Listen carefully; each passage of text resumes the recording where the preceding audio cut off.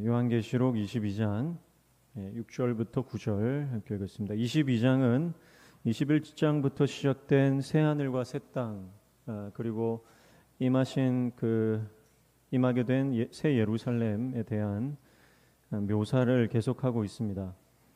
바로 앞에 1절부터 5절까지 보면 새 예루살렘의 특징들에 대해서 설명을 하고요. 그리고 6절부터 오늘 9절까지는 그 완성될 하나님의 나라를 갈망하는 그 모습을 볼 수가 있습니다. 잠시 우리 지난 수요일에 살펴봤지만 그 새 예루살렘의 특징들 몇 가지가 있는데요. 먼저 1절과 2절에 보시면 생명수 강이 있다 그랬어요. 1절에 보시면 또 그가 수정같이 맑은 생명수의 강을 내게 보이니 그랬어요. 그래서 2절 초반에 보니까 길 가운데로 흐르더라 그랬어요. 생명수의 강이 새 예루살렘 길 가운데에 흐르고 있다는 겁니다. 그래서 새 예루살렘은 생명수 강이 흐른다. 그러니까 생명이 충만하다는 겁니다. 거기에는 생명력, 활력, 또 능력 이런 것들이 가득한 그런 곳입니다. 이것은 철저히 세상 왕국인 바벨론 왕국과 대비되는 것입니다. 바벨론의 강은 죽음의 강이죠. 그래서 이것은 마치 바닷물처럼 마시면 마실수록 더 목마릅니다. 마시면 마실수록 생명을 빼앗깁니다. 잠시 쾌락을 주고 잠시 안락함을 줄지 모르지만 이 바벨론에 흐르는 죽음의 강물을 마시는 자는요 결코 그 생명을 부지할 수 없고 빼앗기고 멸망당하는 것입니다. 그러나 이 새 예루살렘에 흐르는 이 생명수 강은요 우리 주님이 주시는 영원한 생명수죠. 그래서 이것을 마시는 자는 다시는 목마르지 않고 영혼육이 회복되어지는 역사가 일어나는 살리는 물인 것입니다. 자, 이것은 영적으로 지금 우리가 우리 삶에 대입해 보았을 때 우리 인생에도 마찬가지다. 그래서 우리의 생명을 살리는 생명수와 같은 것들이 있고 우리의 생명을 죽이는, 우리의 영을 죽이는 이 죽음의 강과 같은 바벨론의 강이 있다. 그렇게 말씀을 드린 바가 있는데요. 그러니까 먹어도 마셔도 부작용이 없고 더 내 영혼이 소생되고 내 그 영혼육이 살아나고 가정이 회복되고 교회가 부흥되고 하는 건 뭡니까? 말씀입니다. 기도입니다. 찬송입니다. 감사입니다. 예배입니다. 영적인 것들입니다. 여러분, 그래서 우리가 잘 어떻게 분별한다 그랬냐면 아무리 많이 해도 부작용이 없는 것, 넘치게 해도 부작용이 없는 게 이게 영적인 거라고 그랬어요. 그래서 감사는 아무리 많이 해도 부작용이 없다. 감사 많이 한다고 시험 드는 사람 있습니까? 성경책은 아무리 많이 읽어도 부작용이 없어요. 오히려 불면증이 치유됩니다. 여러분, 성경 말씀은 아무리 많이 듣고 보고 읽고 묵상해도 문제가 없어요. 그런데요, 영화 같은 거 아무리 재밌어도요, 영화는 많이 보면요 정신이 피폐해지고 그리고 우리 영이 이 타격을 입습니다. 특별히 좋지 않은 영화들 같은 경우는 우리가 알지 못하는 사이에 그 우리 영혼을 파괴합니다. 그리고 우리 생각과 정신을 지배합니다. 시각적으로 우리 눈으로 계속 들어오는 것도 우리가 계속 보고 듣는 것들이 우리의 정신을 지배하게 되거든요. 그러니까 우리가 이것이 정말 하나님께서 기뻐하시는 것인가, 영적인 것인가, 아니면 육적인 것인가 잘 분별해서 내가 끊임없이 영적인 것을 추구하고 끊임없이 하나님 기뻐하시는 것을 취하고 끊임없이 내 영을 살리는 것에 우리가 시간과 우리의 재정과 우리의 열정을 투자해야 할 줄로 믿습니다. 그래서 하고 나서 후회되는 거, 그거는 여러분 안 하는 게 좋습니다. 할 때는 좋은데요, 하고 나면 후회되는 거, 이게 육적인 거예요. 대부분 그렇습니다. 할 때는 좋아요. 할 때는 쾌감이 있어요. 할 때는 이거 이런 게 있나 막 이런 생각이 드는데 하고 나면 후회가 됩니다. 그런 것들은 육적인 것입니다. 그러나 하려고 하면 힘들어요. 하는 것이 어쩌면 고통스러울 수 있어요. 그러나 하나님께서 기뻐하시는 말씀과 기도와 또 우리가 찬송하는 것, 감사하는 것, 예배하는 것, 이것은요 하고 나면 기쁨이 몰려와요. 우리가 그걸 기도의 자리로 나아가는 건 힘들어요. 마귀의 방해가 있어요. 그런데 기도의 자리에 앉아서 기도하고 나면요, 하늘의 기쁨이 몰려옵니다. 평강이 몰려옵니다. 하나님께서 우리 영을 충만케 하십니다. 그게 영적인 것들이죠. 그래서 우리의 생명을 살리고 우리 영을 회복시키는 것들에 여러분 투자하시기를 축복합니다. 앉으면 하는 거 있어요. 앉으면 하는 거. 의자에 앉으면, 변기에 앉으면 하는 게 있어요. 그게 뭡니까? 말씀 묵상하는 거, 말씀 암송하는 거. 앉으면 기도할 수 있잖아요. 기도하는 거. 근데 요즘 젊은 친구들은 다 앉으면 뭐 합니까? 휴대폰 꺼내서 게임하고, 뭐 유튜브 보고, 뭐 쇼츠 보고. 여러분 집에서 앉으면 하는 게 뭡니까? 앉으면 드라마 보고, 앉으면 뭐 야식 먹고, 앉으면 뭐 담배 피고, 육적인 것.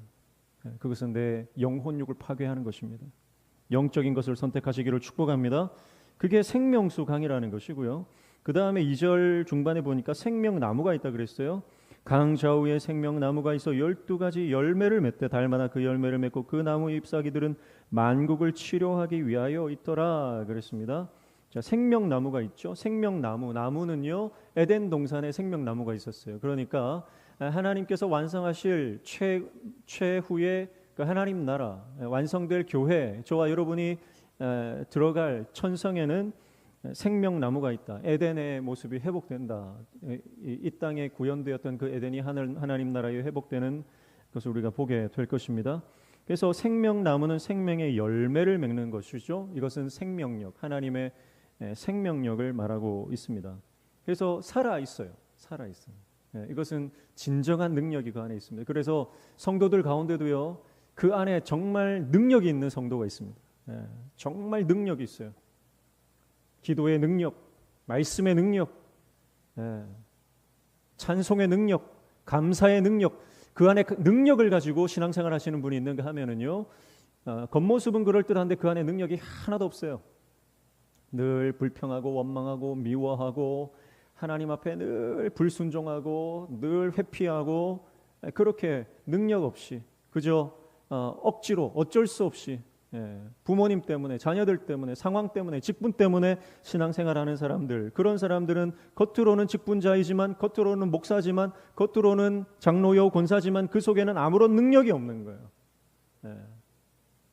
그래서 여러분, 능력이 있으면 어떤 역사가 일어나느냐? 내 안에 정말 기도의 능력이 있고 말씀의 능력이 있고 성령의 능력이 있으면 우리가 가는 곳마다 하나님의 나라가 확장되는 역사가 일어나게 되는 줄로 믿습니다. 생명력이 있기 때문에 그래요. 생명력은 뭐예요? 천국의 특징, 생명력인데 그 생명력은 확장되는 거예요. 번져나가는 거예요. 퍼지는 거예요. 막 들불처럼 퍼져나가는 거예요. 그게 바로 생명력이에요. 여러분, 우리 안에 하나님의 나라가 있으면 우리 안에 놀라운 하나님의 생명력으로 사람을 살리고 회복시키고 변화시키는 역사를 허락해 주시는 줄로 믿습니다.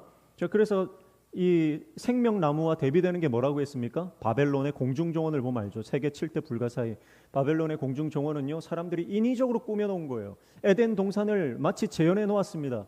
사람들이 온갖 나무와 풀과 꽃과 5만 가지를 다 심어놓고 거기 강물이 흐르게 하고, 그게 공중에 해놨던 거예요. 그래서 와, 이게 어떻게 이렇게 고대 사람들이 이렇게 할 수 있느냐 해서 세계 7대 불가사예요. 그러나 그것은 인위적인 것이고 표절한 것이고 흉내낸 것일 뿐이다. 거기에는 능력이 없고 거기에는 생명력이 없다. 겉으로는 화려합니다. 겉으로는 천국 같습니다. 겉으로는 정말 유토피아 같습니다. 세상 사람들이 추구하는 게 그거예요. 유토피아를 추구하는 거예요. 정치를 통해 할 수 있다고 생각해요.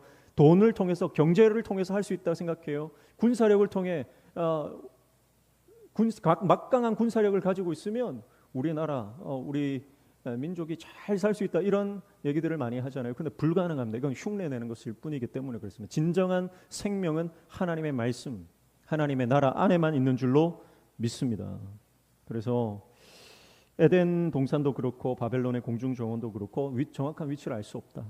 위치를 아무도 몰라요. 그러나 에덴을 모방하고 천국을 대신하려고 하는 교만의 시도가 바로 이 바벨론의 공중정원이고, 바벨론의 공중정원 바로 옆에는 인류의 영광이라고 이름 짓는 궁전이 있다 그랬어요. 그래서 이게 교만입니다. 교만. 인간의 교만이 인간의 과학 기술이나 어떤 문명이나 아니면 뭐 어떤 컴퓨터 기술 이런 것들을 통해서 우리가 인류가 영원히 살 수 있고 영원히 건강해질 수 있고 모든 것을 극복할 수 있다라고 생각하는 것이 바로 인류의 교만이다라고 하는 것입니다. 여러분, 하나님 없이 살 수 없는 줄로 믿습니다. 하나님 없이 살 수 있다고 착각하는 그것이 교만인데요. 여러분, 우리 인생은 하나님 없이 살 수 없는 거예요. 아무리 흉내내도 아무리 인간이 신이 되려고 해도 그것은 불가능한 것입니다. 그래서 이게 생명수 강과 생명나무는요, 하나님 나라의 가장 큰 특징이에요. 가장 큰 특징. 오늘 우리 교회가, 우리 가정이 하나님의 생명이 가득 넘치는 생명의 강과 생명나무의 열매가 맺히는 복된 가정, 복된 교회 공동체 되기를 축복합니다. 그러기 위해서 오늘 6절부터 9절까지 우리가 묵상을 해야 되는 거예요. 그러기 위해서 첫 번째 6절 보십시오. 또 그가 내게 말하기를 이 말은 신실하고 참된지라 주 곧 선지자들의 영의 하나님이 그 종들에게 반드시 속히 되어질 일을 보이시려고 그의 천사를 보내셨도다. 아멘. 자, 오늘 여기 6절 하반에 보니까 뭐라고 말씀합니까? 반드시 속히 되어질 일을 보이시려고 그렇게 말씀합니다. 반드시 속히 되어질 일이다. 여러분, 이것이 하나님 나라를 꿈꾸고 예수 그리스도 주의 재림주를 기다리는 저와 여러분이 갖춰야 될 마지막 삶의 태도다. 그렇게 말씀하고 있는 것입니다. 여러분, 하나님의 백성들이, 주님의 성도들이, 예수 그리스도의 제자가 재림을 대하는 태도는요, 언젠가 일어나겠지, 그게 아닙니다. 반드시 속히 되어질 일로 여기는 것입니다. 이것은 영적인 긴박감과 영적인 긴장감을 가지고 살아가는 모습을 말하는 거예요. 저와 여러분이 이 영적인 긴장감을 놓치면 말씀의 사람 될 수 없습니다. 이 영적인 긴장감을 놓치면 성령의 사람이 될 수 없습니다. 내가 오늘 죽을 줄 모른다. 내가 오늘이 내 인생의 마지막 날일지 모르고 어쩌면 내일 우리 주님이 이 땅에 오실지도 모른다라고 하는 반드시 속히 되어질 일이라고 우리가 믿고 나아가야 오늘 이 시간 말씀으로 승리할 수 있는 줄로 믿습니다. 언젠가, 근데 지금은 아닐 거야. 오늘은 아닐 거야. 이번 달은 아니겠지. 올해 오겠나 설마. 그렇게 생각하시면 큰 오산입니다. 여러분, 예수님이 오시되 반드시 오십니다. 그리고 속히 오십니다. 이것은 창세기부터 요한계시록까지 모든 하나님의 백성들이, 하나님의 종들이 가지고 있던 사고방식이에요. 사도 바울도 자기가 죽기 전에 반드시 주님이 오신다고 확신하고 살았어요. 여러분, 우리에게 이 영적인 긴장감과 긴박감을 가지고 살아야 우리의 삶 가운데 드디어 생명력이 발동하기 시작하고 하나님의 성령께서 역사하기 시작합니다. 왜냐하면 오늘 하루를 살아도 내가 그냥 살 수 없기 때문에, 오늘 하루를 살아도 하나님의 말씀 붙들고 살아야 하기 때문에, 오늘 하루를 살아도 내가 주님 때문에 살다가 주님 때문에 죽어야 하기 때문에 이 영적인 긴박감을 가지고 살아가는 것입니다. 얼마 전에 트럼프가 총격을 당했습니다. 근데 총알이 빗겨나갔죠. 귀를 스쳐 지나가서 저격은 실패했지만, 그러나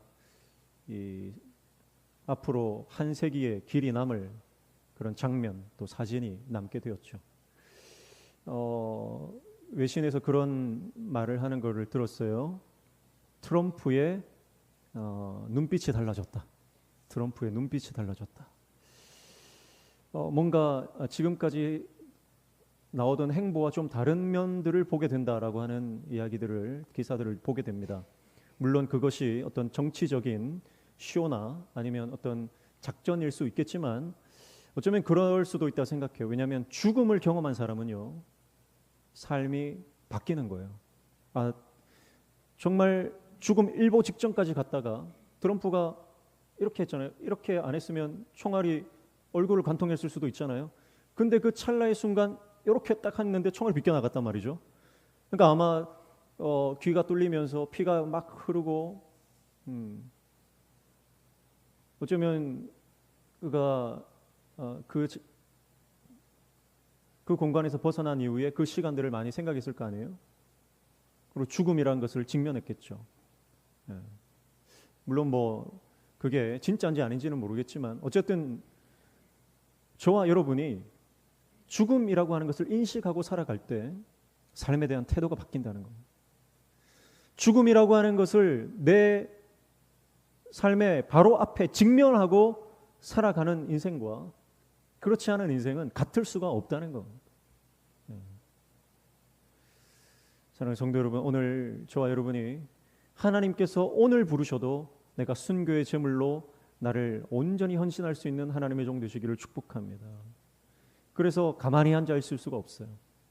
나에게 남은 시간, 나에게 허락된 시간이 얼마만큼 남았는지 우리는 아무도 모릅니다. 알 수 없기 때문에, 주님만 아시기 때문에 나에게 허락된 시간, 내가 주님 앞에 온전한 시대적 사명을 감당할 그런 주의 종으로 내가 쓰임 받아야 되겠다, 그런 생각들 때문에 우리가 가만히 앉아 있을 수 없는 거예요.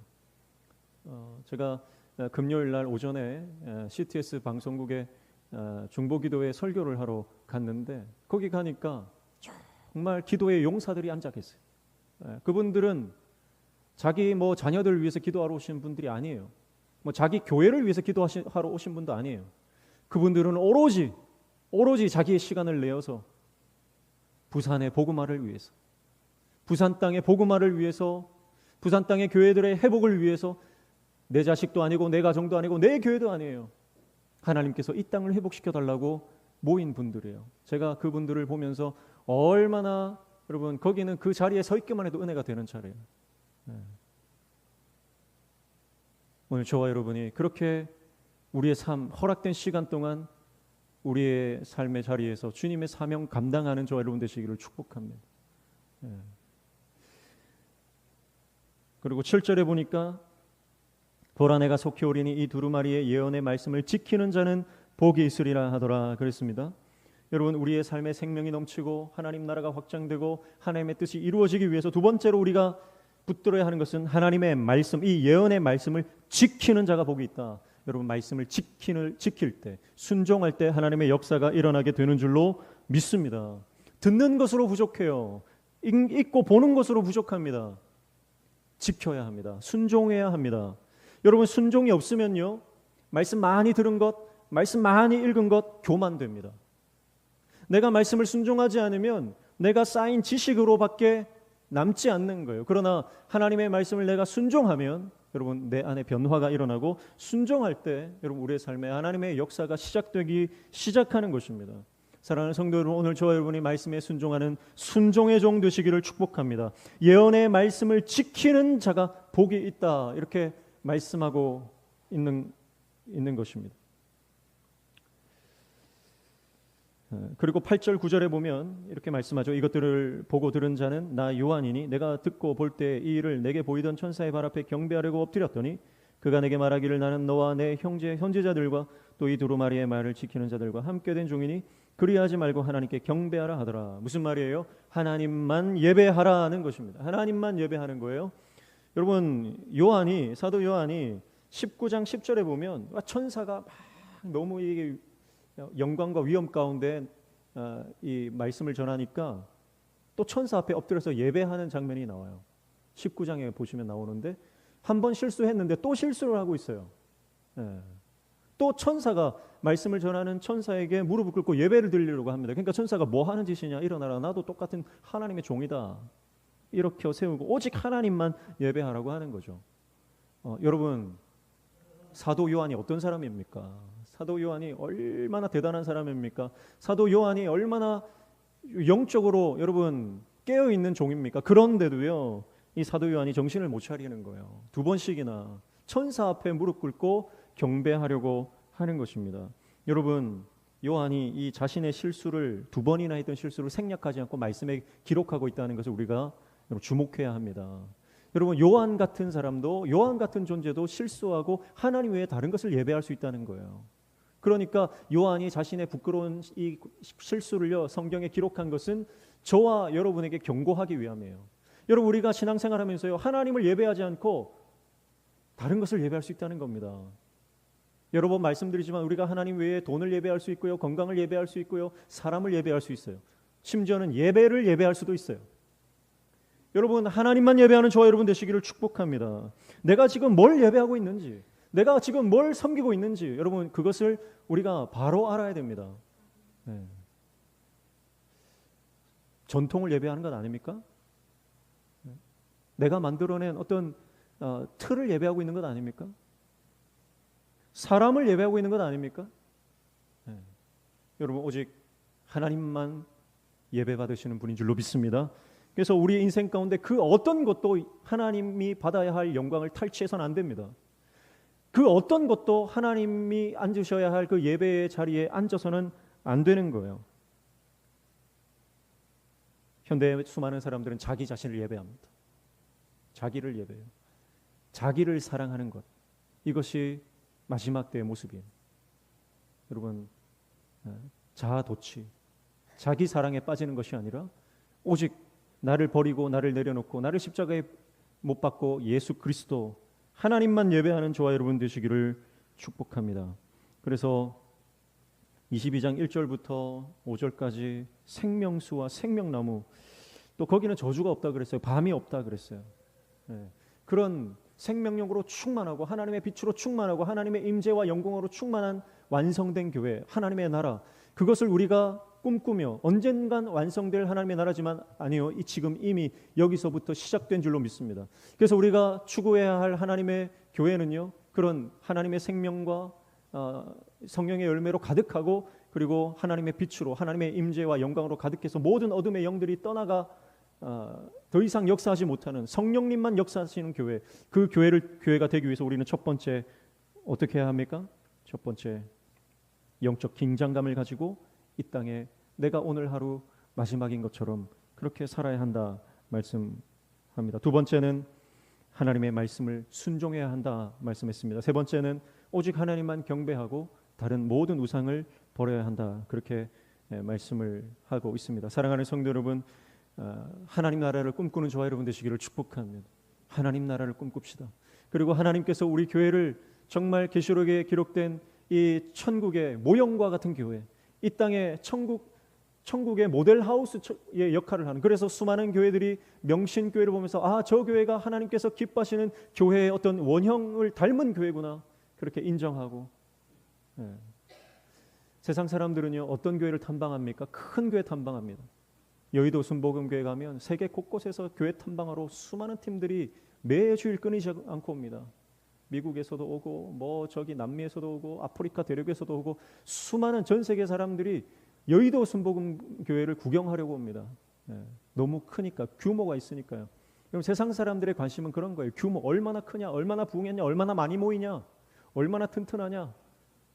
여러분, 그러나 하나님의 교회는요, 하나님께서 기쁘게 완성하실 교회는 그런 규모가 아니에요. 그 안에 정말 생명력이 있느냐, 그 안에 정말 성령의 열매가 있느냐, 그 안에 하나님의 강력한 임재가 있느냐. 여러분, 오늘 저와 여러분의 가정과 교회가 그런 하나님께서 완성하실 교회의 모습을 닮아가는 우리 공동체 되기를 축복합니다. 우리가 그것을 꿈꾸고 나아갈 때 하나님께서는 그것을 꿈꾸는 사람을 통해서 역사를 이루십니다. 하나님은 꿈꾸는 사람 요셉 한 사람을 통해서 하나님의 역사를 이루셨던 것처럼 오늘 하나님의 나라, 하나님께서 기뻐하시는 하나님의 왕국을 마음에 품었던 다윗 한 사람을 통해서 정말 하나님께서 기뻐하시는 나라를 세워 가셨던 것처럼 오늘 저와 여러분이 말씀 의지하고 말씀을 꿈꾸고 하나님 앞에 헌신하는 그 한 사람을 통해서 우리 가정과 교회를 그렇게 세워 나갈 것입니다. 그 비전을 함께 품고 주님 앞에 아름답게 연합하여 쓰임받는 우리 모든 성도님들 되시기를 주님의 이름으로 축복합니다.